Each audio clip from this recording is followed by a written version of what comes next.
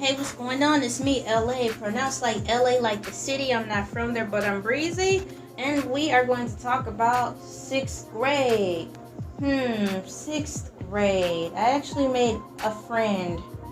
Her name is Patrice. Well, Patrice Wings. She was really nice. She was super tall and she was an aspiring model. I think she wanted to go into acting too. But what made me think so highly of her was because she was like the tallest kid in the class.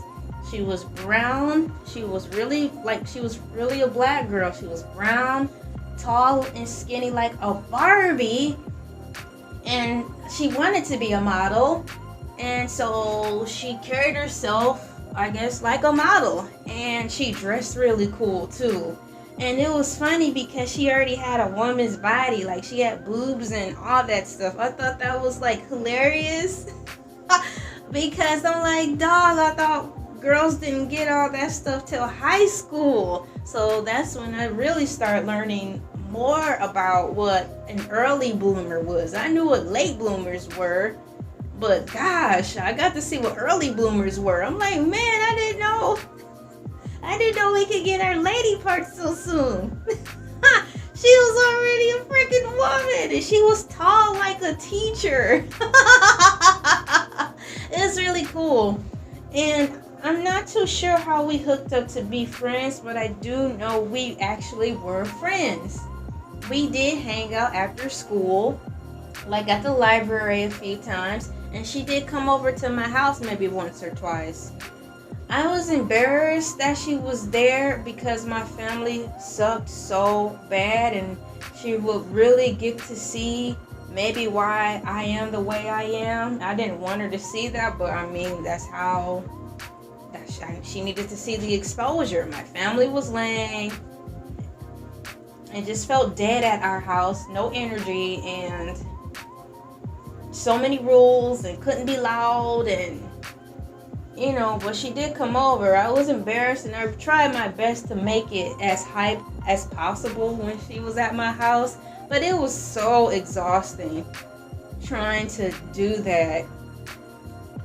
And I wanted to talk and have girl talk, but by that time I was so paranoid that my mom was listening, because it seemed like she heard everything in that house. Our walls were completely thin.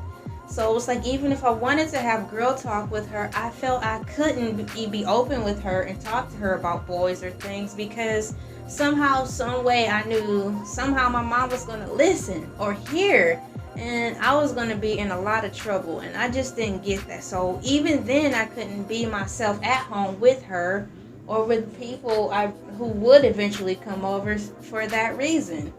It was like she would have the TV off and everything off just to be spying on what I'm saying. And it was like, I wish we could just go outside and talk. But then I was scared to go outside because we had a lot of windows. So no matter where I went, it was like she would be able to hear me. So I was like, I don't think it was paranoia. It just was over precautious for no reason, because they would not let me live.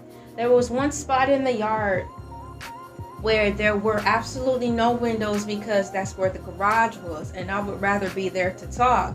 But I couldn't be over there because, you know what? You can't go over there to talk or play because I can't see you from the window. And I'm like, that's the whole reason I want my company to go over there, because there's absolutely 100% privacy, and you can't hear me or see me. So I was trapped, but she did come over, so I'm thankful for the time she did come over, and she did try to get me out of my box or out of my shell. Lord knows I wanted to, but I was just, I don't know if she knew how, well, I think she did know how deep it was. She got to see that my parents were very controlling and overprotective.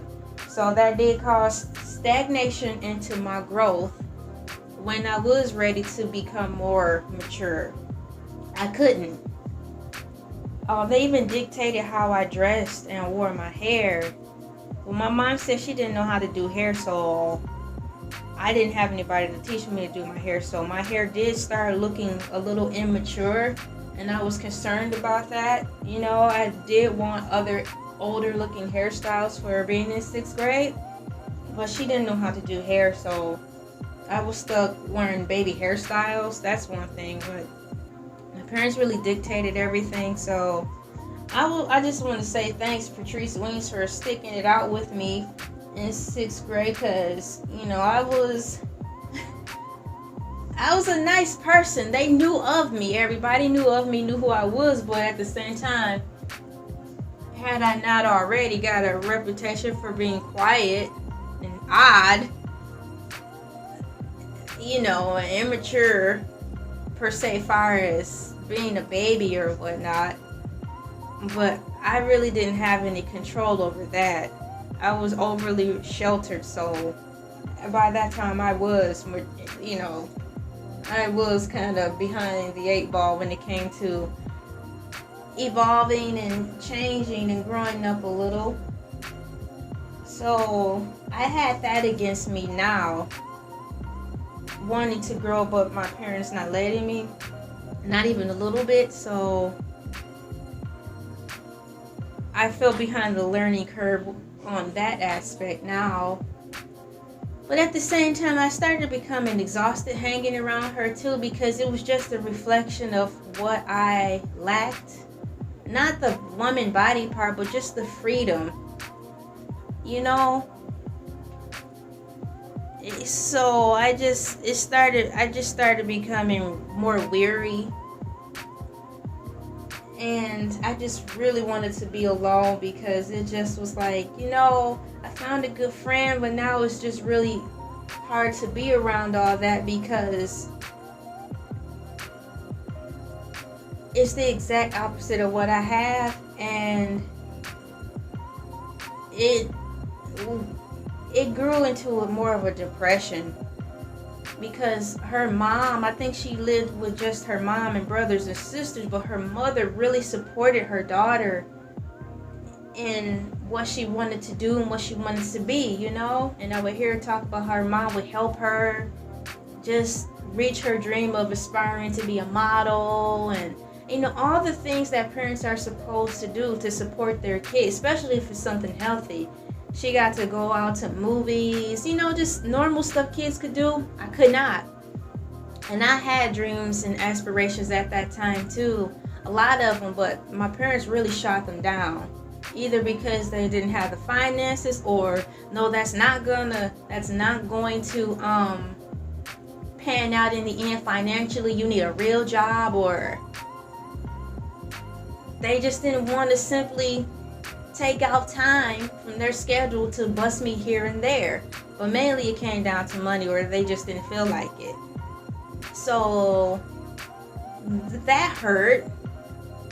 And I learned that why even tell them anything, because they're going to just say no, or say something about they don't have the money for it. So I just wanted to find a way to end that friendship, because it just was depressing, because I didn't have anything to work with, and I didn't have anything to go home to look forward to. I was not jealous of her, insecure, envious, or anything. And just, you know, you get tired of watching the white people play all the time and run around and have fun, and knowing when you go home, you're going back to bullshit and beans and franks for dinner every day. It just gets a little exhausting, especially as a child, when there's not much you can do about it. But just wait till you get older so you can get a job and make your own money and buy your own things, and then eventually get the hell out of there. That's all I had. That's all I had. And that was brewing in me from, like, I swear, 4th grade till I graduated. I can't wait to grow up, get a job, and get the hell out of here. That was my only saving grace that got me through, because I didn't even know I was depressed. I just knew I was sad all the time on the inwardly, because I just really started realizing things. I just didn't want friends anymore, but I was a good friend. I was a good friend, and I am a good friend, but I prefer not to have any, simply because it was exhausting, a burnout, humiliation, and I just didn't want it. I didn't want to find out anything else. I didn't want to discover anything else about my family or myself that we were lacking that was considered really normal to the regular world. We really did things different in our house, and I grew up thinking that it was normal and okay. But when we moved out to the suburbs, it was not okay. It's like, oh, I just didn't want to learn anything else like that. It was too much for me already. I didn't like school like that. I only liked it because it got me out of the house.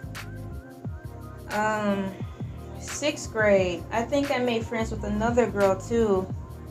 She was nice and we talked a lot. You know, it's just for 3 days, and I think it only happened. We only started talking a lot because it was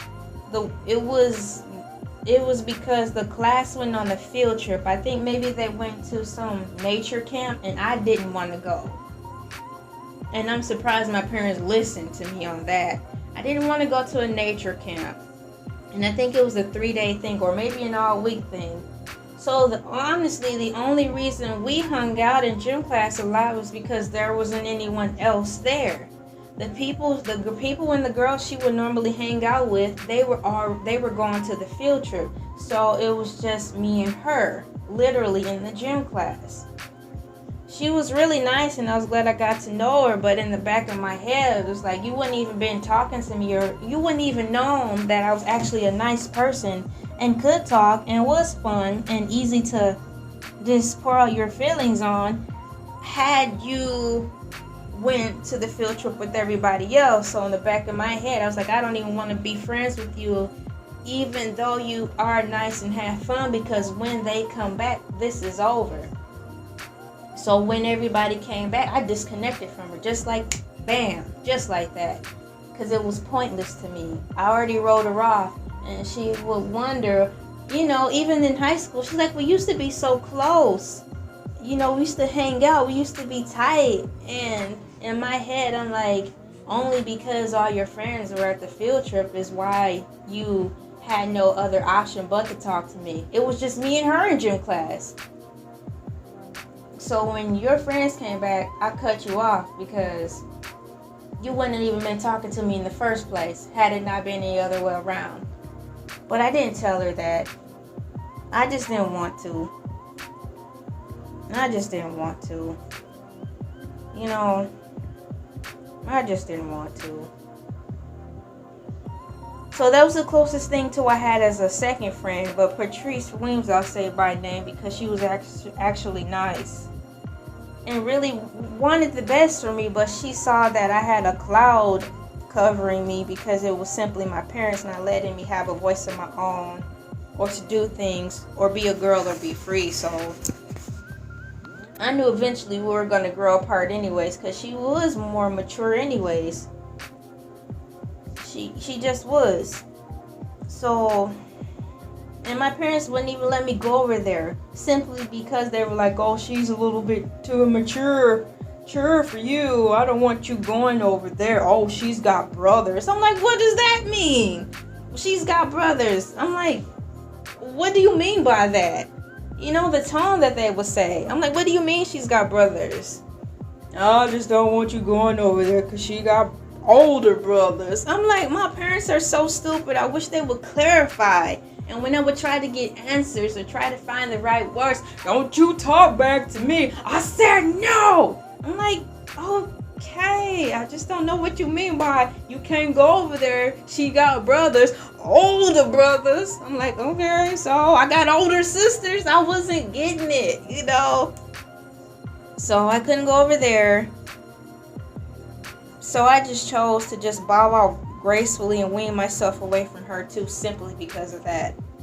I hated 6th grade, hated 5th grade, 4th, 3rd, and 2nd grade. That's all I got, man.